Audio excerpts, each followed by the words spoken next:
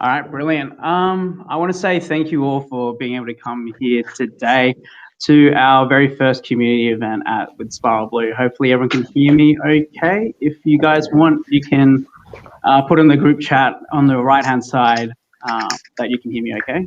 You can do that. Okay, cool. Thank you, Stefan. Brilliant. Easy. Okay. So what we'll do today is we've got Tim Parsons. We've invited Tim Parsons to our speaker talk, and afterwards we'll have a nice meet and greet. I'll hand it over to Taufik if he so he can do the introduction to our event. Yep. Hi, everyone. Welcome to Spiral Blue's first community event. So I'm Taufik, Spiral Blue's founder and CEO. And obviously, Spiral Blue was created to use space technologies to help Earth. And this is why we're doing Earth observation. It seemed like the most direct way to achieve this vision of ours. So I've always wanted to do this. I've always wanted to give back to the community, to help give back to the community that's helped bring us to where we are today. So we've had a lot of success initially as a startup. We're working on space edge computing, and we're launching some of our tech later this year in April and June, and hopefully December as well. So we hope that through this event, we can help create the connections so that your organizations can achieve even better results and make 2021 a much better year than 2020. So with that, I'd like to hand over back to Gavin, who will tell you how this event will be working today. Yeah, thank you, Taufik. So with our very first event tonight, I want to introduce who I am. So my name is Gavin Huang. I'm the community manager for Spiral Blue, and our vision is to build a community of Earth observation experts, users, and enthusiasts to collaborate, share ideas, and meet people to solve problems. We'll have monthly events where we'll invite you to mingle. For Spiral Blue, we wouldn't have been able to get to where we are without the support of our community. And we want to share that opportunity with you all, where you feel like you have a group of people to lean from, where you can share your successes or even lean on in difficult times. Sorry, learn from. So thank you for coming to today's event, and I hope you feel welcomed by us all. I'll be the person you can go to find folks about in the EO community, and as someone trying to push out more community initiatives, I'll be all ears for suggestions to see how I can help you out even more. I'll hand it back to Taufik to introduce our amazing speaker today. Thank you. Yep, thank you, Gavin. So for many of you, Dr. Tim Parsons needs no introduction, but for those of you who are not familiar with the various many things that Tim Parsons is involved in, Tim is a veteran of collaborative product and startup innovation within space, media tech, and ag tech. Dr. Tim Parsons leads the Australian New Space Network Delta V while consulting widely to research organizations, tech-focused SMEs, startup accelerators, and incubators nationally. Tim is also a member of the establishment committee of the SmartSat CRC, as well as chair of the establishment committee of the SmartSat CRC's Australian Space Industry Startup Cluster Company, Aurora. During the talk, you can send a question to the main chat where it will be addressed. And finally, as we begin, note that you can applaud or let your reactions be known through the emojis at the bottom. So if you click on, so I'm seeing some applause coming in now. So as we bring Dr. Tim Parsons to the stage, let's all give him a big round of applause. Thanks, Tim. Thank you so much, Taufik. I'm hoping everyone can hear me okay. All good, and you can see me okay.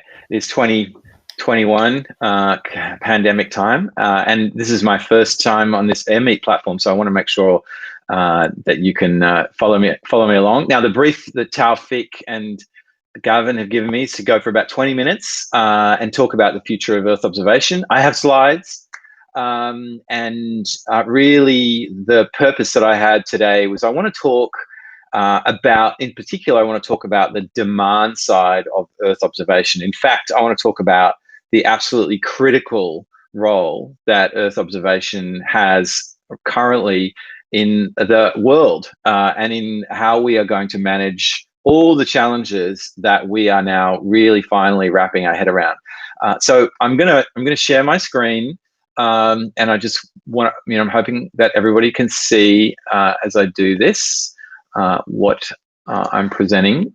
So Taufik, I'm hoping that you'll make sure that you'll let me know if you can't see that. Can you see that okay? Sure can. Fantastic. Okay, so today I'm going to give you a snapshot about what I'm thinking about. I was inspired. I was asked to give this talk by Taufik, and I was inspired by the title. That was Taufik and Gavin's kind of title for this, and I'm super honored, really, to be doing this underneath the Spiral Blue banner, because the company that Taufik is building has moved so fast from just an idea to a team here in Sydney. Taufik's already started to win some grant programs. He's started to build out technologies. He started to license IP. He's moving really fast. So I'm really excited about Spiral Blue, Taufik. I'm really excited about where you're heading. And I think also your company could be a platform for so many of the other companies and individuals that are on the call today. And I certainly see it is someone, your team, and you as someone that I'm going to follow very closely, support, and get your advice on which way we should go, because fundamentally we're all going to be learning as we go. Now today, as I said, I want to give you a snapshot of what I'm thinking about with Earth observation in the future, as if people and the planet matter. I'm going to show you some cool technology stuff, yes, but I'm also going to talk a bit about economics, and I'm going to, examine this moment and some very, very contemporary stuff that has just come out literally this month, globally impactful government policy information from the UK in particular, and then I'm going to unpack some other themes, and hopefully I'll end with a very positive note about the opportunities that I see for Earth observation. Okay, I'm going to start by taking you out to space, and of course, Earth observation. We talk about looking at the Earth, but from interstellar space, we probably can't really tell our sun, particularly special star, but we are a pretty interesting planet. And if we come closer in to our solar system, we start to see everything that we have experienced as a species. Everybody that we know in our lives are in that little pale dot. And in fact, Earth observation rests on a philosophical basis of the photographs that we started to take of the Earth from space. The very earliest photographs were taken by in fact, I think the first photograph of Earth taken from space was by a V2 rocket after the war. Then there was a photograph of the moon by a lunar orbiter in 1966. And this photograph, Earthrise, was taken in 1968 by William Anders. And this kind of crystallized this idea that is intrinsic to Earth observation, which is it's a finite planet. In fact, the astronauts had to fumble to find some color film because all the other previous photographs of the Earth were in black and white. So this was the first color photograph, and fittingly enough with the moon in the foreground, just showing how small our planet actually is from that distance of 250,000 kilometers. So now today, of course, jumping ahead, we have a different view of the Earth. We have a view of data, layers of data. So this is a classic Google Earth Pro. There's weather here, there's infrastructure, there's layers of information, and you can actually see exactly in roughly 60 or so, 50 or so years, 50, 60 years, we've gone from just a color film that was developed to fully, layers and layers and layers of data, and it's been pretty well democratized. Some cool stuff coming up. So we had a fantastic presentation roughly this time last year, January 2020, from a NASA scientist who visited, and he showed some extremely cool stuff. So this is an example of some very advanced Earth observation where they were looking inside a Hurricane Dorian off the coast of Florida. And they're in fact using multiple spacecraft to do this three-dimensional cut through of rainfall inside the hurricane. right? And then, of course, we are now relying on things like position, navigation, and timing for everyday life. Every single time you take money out of an ATM, or every single time you send an email, the timestamps come from GPS satellites. Here's the track of this particular hurricane, which was going to affect millions of people in Florida and down in the Texas region, the Panhandle of Louisiana, etc. And this was using sort of some incredible technologies that NASA had, which was a constellation of Earth observation satellites in a very close, essentially, a configuration. So they were able to take, with a 3-minute separation, similar images, and that way create this view. So there's a lot of exciting things that we're starting to be able to see of our planet. Here's another view, a little bit closer to home. This is a view, again, from another spacecraft called Calypso, of the smoke from last, I think it was December 2019, January 2020. The smoke layers that were coming from these enormous bushfires, and how those smoke layers were moving into the upper atmosphere across New Zealand here, and then across the Pacific Ocean. And 2nd of January, you were seeing these smoke layers at very, very high altitude. So wow, what incredible, sophisticated, advanced visualizations we can now do.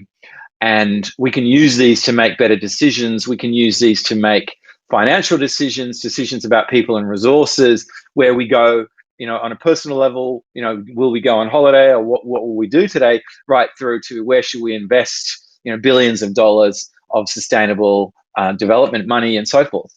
So we've got some incredible instruments. This is a video that I could share for people if they're interested. There's a longer video with Dr. Babu's commentary through it. But fundamentally, really bringing things back to the point, we only have one of these, and we're currently using up 1.6 worth of resources. And we've been doing that for a little while now. And so fundamentally, Earth observation is bound in with this fact. And I'm terrified by this. And at the same time, I'm also inspired, because I do believe that Earth observation offers a way for us to it has offered us a way to not only recognize this fact, but also to manage this fact. Now, literally 2 or 3 weeks ago, right at the beginning of February, late February, an absolute seminal report was just released. I'm going to talk a bit about economics now. It's called The Economics of Biodiversity. It's a UK government report by a wonderful professor in Cambridge, I believe, Professor Dasgupta, and he's written a fantastic report, and he's got some big conclusions. The UK government, when they published these reports, effectively identified the threat of climate change a few years ago, when they published a big report on climate change, and really got the attention of the serious business people, the serious policy setting people around the world. And this is one of those reports.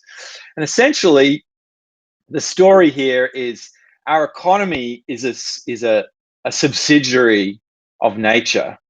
Nature is not just some input. It actually depends on nature. And this is an economist making this point, which is why, even though it seems obvious, it's not how we run the economics and the accounting systems of our companies. Fundamentally, there's this recognition that unless we figure out how to run our economies and our societies, then future generations, and in fact our current generation, are endangered.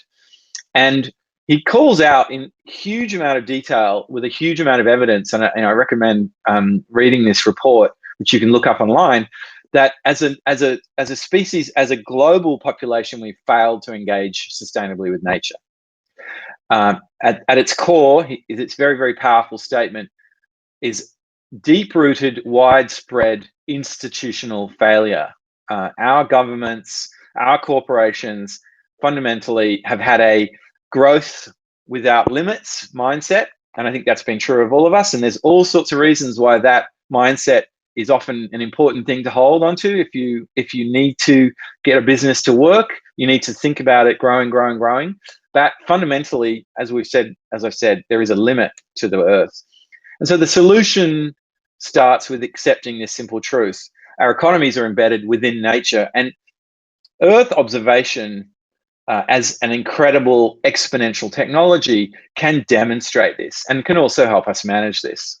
And the key concept, of course, underlying this is this very simple idea of planetary boundaries, that we as a species have a limit to what we can do, and also the fact that we can start to measure these planetary boundaries. It might surprise you in 2021 when we're talking on fantastic digital platform. You've all got smartphones, I'm sure, and you're batting away messages and that have been provided by space technology and incredible Earth technology. But it might surprise you to know that we don't have that many baseline data sets for example, how much methane we're putting into the air. We don't have great baseline data sets at all in the quality of fresh water, or something very simple, which you'd think in Australia we would know, which is the rate of evaporation of our rivers and our lakes. So if you think about the Murray-Darling River as an example of something that's under this pressure, this planetary boundary pressure, we've got a lot of noise in the media. We have farmers being accused of this, that, and the other who are paying lots of money. We've got environmentalists worried about algal blooms and fish die-offs. We've got the general public in the communities around that river, literally in some cases days away from running around out of water. And yet we don't have baseline figures for how fast water evaporates, right? There's so many environmental measures that we can go into where we realize that we have not baseline. We haven't got a base data set to even measure the effects of climate change, human activity, all the policies that we want to bring into play.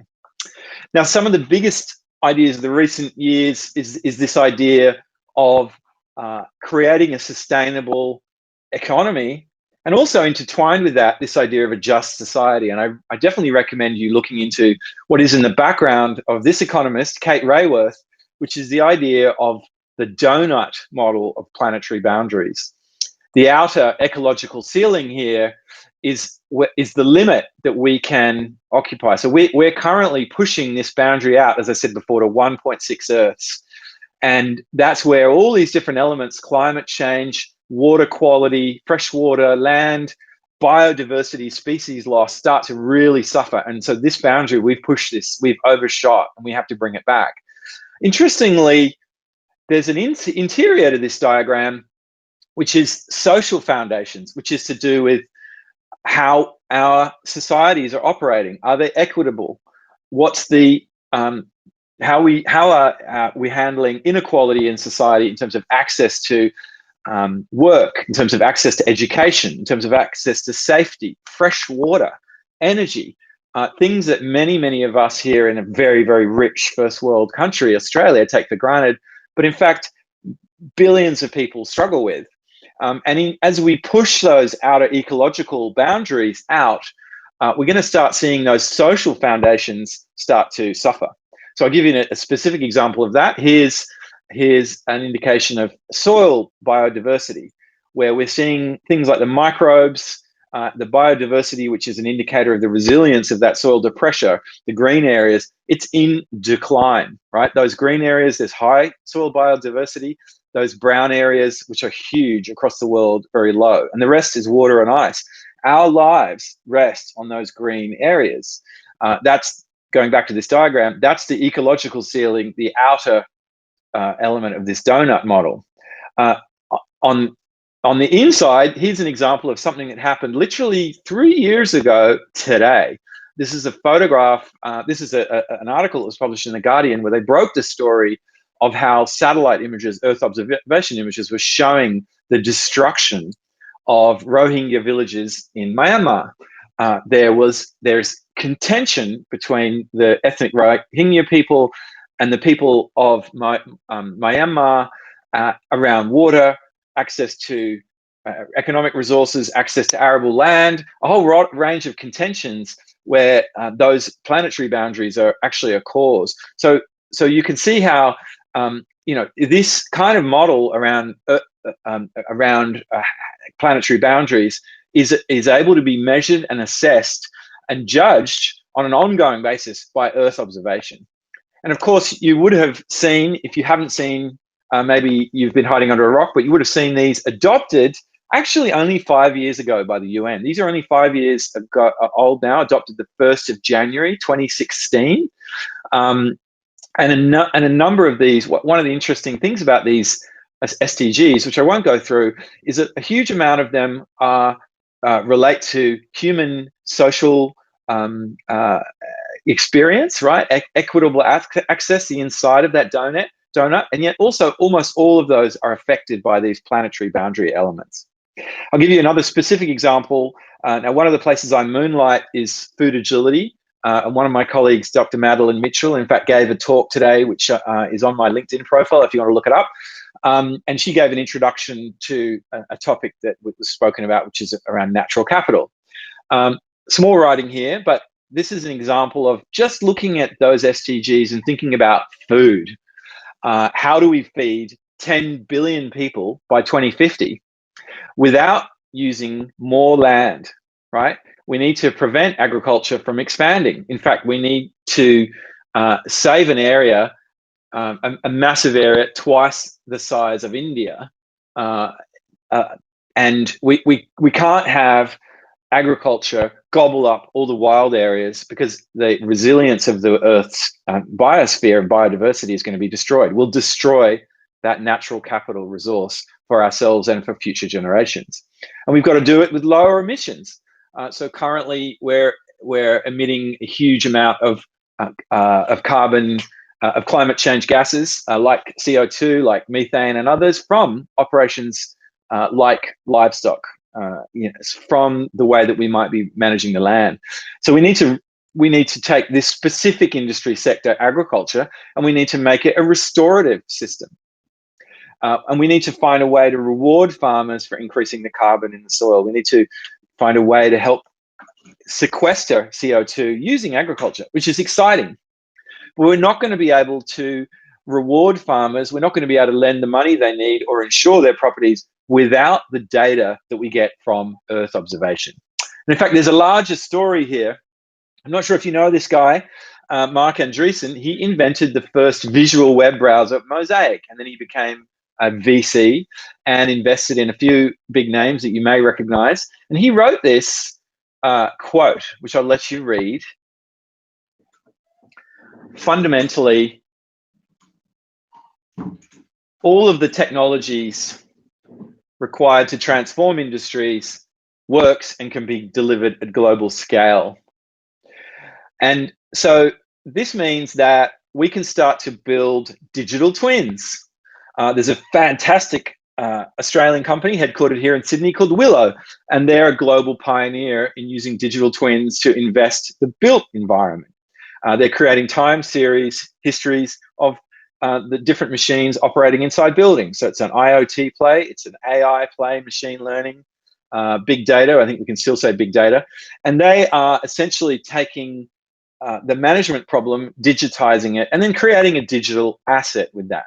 And by doing so, they're helping people to reduce the carbon footprints of the building, reduce the energy expenses of those buildings, and offset the costs of things like maintenance, things like air conditioning, lights being left on, even security, even is this asset being utilized enough? It'd be fascinating to see their data through this COVID-19 period.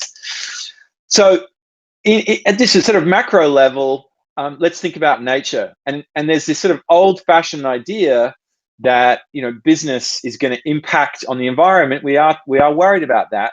But there's also this idea of the fact that business depends on natural capital. And so in this realm, Earth observation can play a critical role. I'm going to give you a very an example close to home. So two partners of Food Agility, in fact, the NAB, the Australia's biggest agricultural lender, and IAG, Australia's biggest agricultural insurer, they have some huge problems. They are seeing that this problem that we talked about before, the fact that we've got an unsustainable agri-food system, that we've got a system that's being heavily affected by climate change, they're seeing that is increasingly means that their loans are very risky. And in fact, IAG is worried that they're not going to be able to insure farmers soon because of this area of massive climate variability. The massive climate variability is leading to all sorts of risk factors. Here's an example of key agricultural risk factors, really boiling down to brass tacks, presented today by Dr. Francisco Asqui in that same talk that I just mentioned before.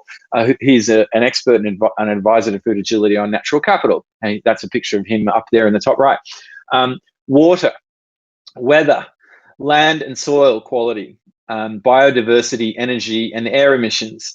And as you'll see, all of these things can be assessed in some way using digital and data.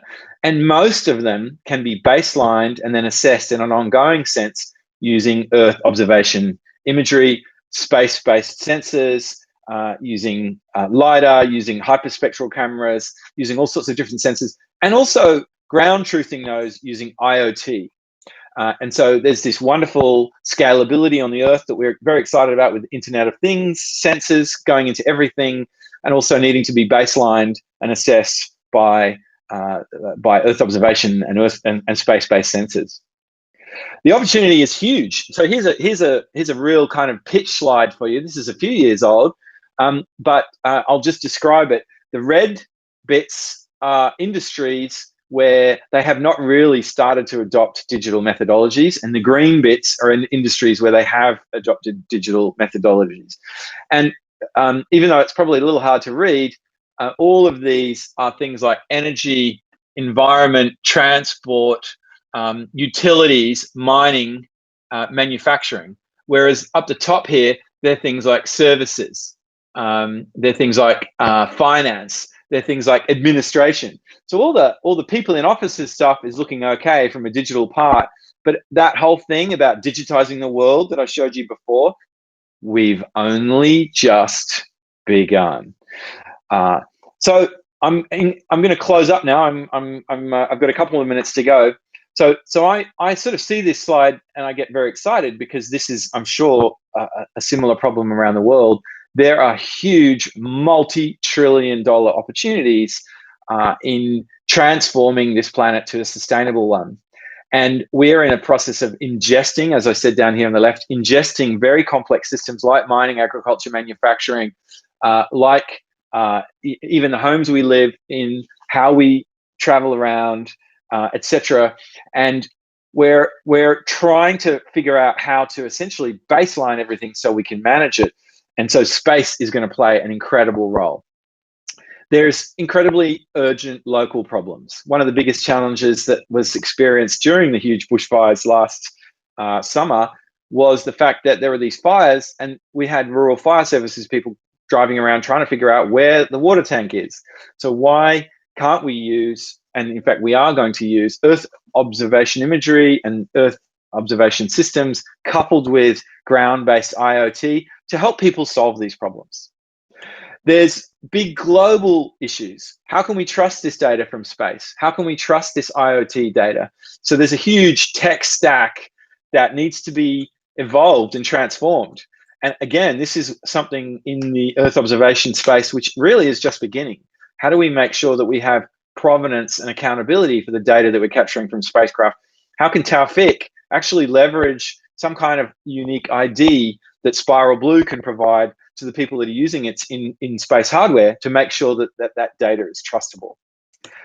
And fundamentally wrapping this sort of thought up, how can we measure how we've been doing, how our current practices have been doing to really drive a restoration of natural capital globally, restoration of biodiversity, water quality and water assets, things like beneficial insects instead of using pesticides, things like ensuring that we're getting rewarded if we're a farmer for not polluting a local waterway, for restoring the carbon in the soil, and so that we as consumers can literally buy a product in the supermarket and know that if it says that it's carbon neutral, there's a pathway leading all the way back to Spiral Blue, which validates that we can transparently verify all the way through.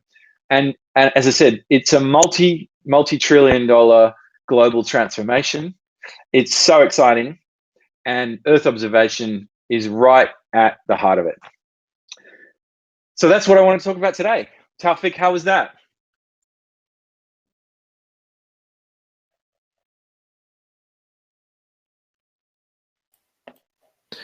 Well, I'm back on stage. Yeah, that was brilliant, Tim. A big round of applause, everyone, for Tim's amazing talk. I think we've definitely heard a lot in the past about the tech of Earth observation, so it's really great to see why it is actually so important to the Earth. So that's really great. Yeah, we're getting some great comments in. I don't think you were able to see the chat while you were presenting, were you, Tim? I'm afraid I wasn't, but I'll give it a go and see if I can get in there now. Let me see. Yeah. So if you have any questions, user error. Yeah, if you have any questions, just pop them in the questions chat on the right side of your screen. Otherwise, also fine to just put it in the chat. So there was one question from May who was asking about how we know that. We obviously have one Earth. How do we know that we're using 1.6 Earths worth of resources? So that's a good question. So people have studied essentially the amount of carrying capacity of our economy, and they've looked at the rate at which we are eliminating species, the rate at which we're drawing down water in aquifers around the world, the rate at which we're chewing up soil. And so they've come up with that formula essentially to sort of say, well, if we continue on this rate, we are then, the rate of restoration of these natural capital resources is slower than the rate at which we're executing it. I'll get a specific example would be fisheries. So there's a classic PhD from a friend of mine many years ago in the 20th century, where he discovered that if the bank base rate gets too high, then the fishermen and women who have loans on their boat, they have to increase the repayments on those assets. And if the interest rate gets too high, then they effectively end up liquidating the fish stocks. So what they've been looking at is they've been integrating in all sorts of different metrics of wild places versus agricultural land, of the carrying capacity of that land, and then the amount of inputs required to generate a given tonnage of grain or a given tonnage of kilograms of beef. And they've been looking at that and saying, well, there's a degradation rate. But certainly, if you want to dig into the data, the Gupta report talks about it. If you want to Google that figure, you'll be able to go down that rabbit hole. But that's sort of one of those numbers that people talk about. Awesome. We've had some comments from Byron, who's linking socialprogress.org. Fantastic, thanks, Byron. And also mentioning the Gravity Challenge, which I can say that as from the Spiral Blue perspective, when we participated in that last, actually. Give me a sec. There we go. There we go, wearing the Gravity Challenge t-shirt. So when we participated in that, I think it was late 2019 at this point. That was a really great experience for us. We learned a lot and we found some opportunities there as well. So highly recommend you all sign up for the next Gravity Challenge. Some kind words from Geraldine, Christa, and Shoab. Thanks, guys. Question from Byron. Tim, where do you see opportunity for Australia to lead in this agenda? So I'll call out the fact that in this chat is one of the world's leaders in Earth observation, who happens to be right here in Sydney. So Stephen Ward from Symbios. So I'm incredibly nervous giving you this talk, by the way, everybody, because Stephen's here. Because I know that if I say anything wrong, he's the expert. But anyway, so there are incredible opportunities. For example, Australia. Is responsible for about 1/7 of the Earth's surface from the point of view of search and rescue, and a smaller number, about 1/10 of the Earth's surface, but still a big number of actual land. We have almost every single climatic zone, from tropical through to cold temperate zone in Australia. We have ancient soil types. We have an incredible biodiversity. So one of the opportunities we have is actually to develop technologies to baseline and assess things like water in an arid environment. Things like coral bleaching, which is not just endemic to the Great Barrier Reef, but in fact endemic to coral reefs all over the world. We have the opportunity to develop, essentially incubate technologies and policies and even legal structures and circular economy structures. And then the world can cut and paste those, as it does from us repeatedly. So I see the opportunity for Australia to actually be a fantastic place to innovate. And there's something else great about Australia, which is we have a lot of global prestige, we have a lot of goodwill. And so we can kind of get into any conversation or any party around the world that we need to. So there's an opportunity for you as Australians to also join global projects, lead global projects. And you'd be surprised at the incredible number of connections that we have as Australians in and around the world. So I see opportunity for us to leapfrog, to the front of the many nations that have space assets and are doing Earth observation. And I see us being able to catch up and overtake in many cases with the help of yourselves, Your Energy, companies like Spiral Blue, and veteran mentors and experts like Stephen.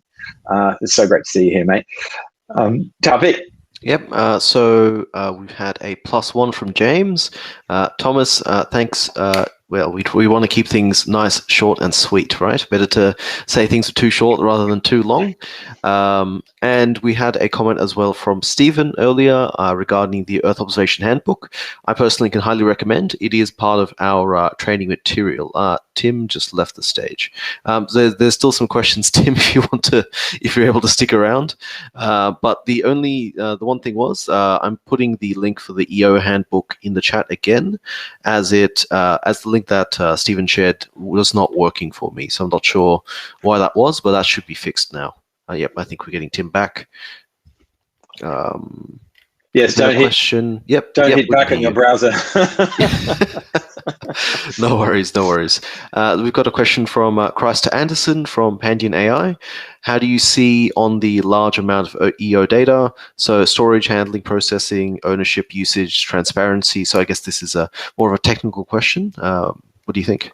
I mean, it's a great question. I mean, we've never been better equipped to handle these incredible amounts of data, and at the same time, that's the reason why companies like Spiral Blue exist. Is if we're actually pulling down petabytes of data, we only really want to store the valuable and important stuff, right? So if you think about one-dimensional data like a rain gauge or like a level gauge in a water tank, really you're only interested in that data when it changes. So you don't need every millisecond or every second even a measurement of that water level. You just want to know when it changes. And then similarly with two-dimensional data or three-dimensional data. So if we can start to put some of those smarts at the edge in space, the same way that people are starting to put processing power and machine learning and intelligence at the edge in the IoT land, then we can actually cut down on the amount of data. But we've never had the ability that we have today to manage the volumes of data, and that's just going to keep increasing. And of course, in Australia, we have the ASCAP, the Australian Square Kilometre Array project, which is a pilot project for the Square Kilometre Array, and they're already handling millions of data points each, very large, for their X-ray astronomy work. And so wow, what a country to be in, where this infrastructure is being invested in. And of course, we have an AWS, several AWS availability nodes. We probably have Google and Azure availability nodes as well. So there's a lot of, there's a company, Australian company, Macquarie Telecom, that has got a cloud capability. Even HP has a big node. So there's a heck of a lot of resources. And as Stephen has said, also the Data Cube in Australia.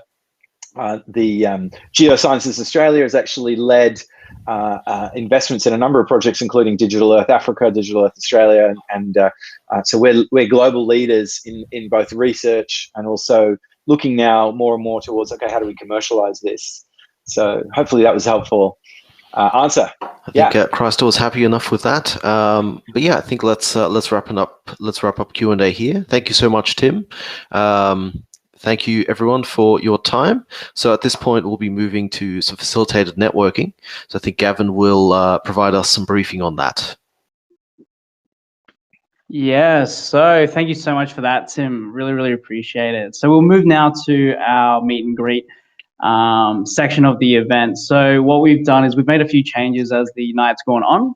We will only be doing 2 sessions tonight of about 20-ish minutes. So the first session, if you can see in the seating arrangement, what we've decided to do is that if you've been placed on table 1 and table 2, we'll be combining to go to table 1.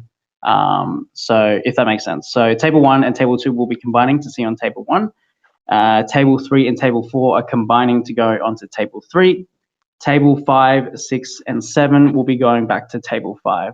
Feel free to send me a message if you have any troubles. But yes, we want you to get to know each other a bit more. We'd like you to turn your cameras on if you're confident, and if you're in a quiet space, please have your microphone unmuted. Don't feel shy with speaking up during the chat, as we want to hear more from you. So if you guys could move to your respective spots, and then we'll go on to the second session after that. So one last thank you to Tim Parsons. If we could do a few emoji reactions. There we go. Thank you so much, Tim. Tim, as well, if you want to join table 5 as well. Okay. Easy. Thank you so much, guys. We'll see you at the lounge room.